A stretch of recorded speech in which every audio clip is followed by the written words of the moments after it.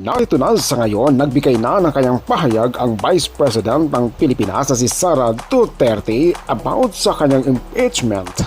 Narito ang pahayag. Panurin po natin. Ako si Colander TV. Assalamualaikum warahmatullahi wabarakatuh. Madayaw, maayong adlaw kaninyong tanan. Magandang araw sa inyong lahat. Sa mga nakaraang araw, marami ang humihingi ng reaksyon, komento o damdamin.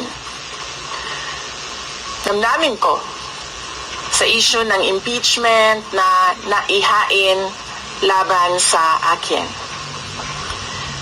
Sa kabila ng aking mga naging pahayag ukol sa planong impeachment sa mga nakaraan na buwan, ang tanging masasabi ko na lamang sa puntong ito ay God save the Philippines.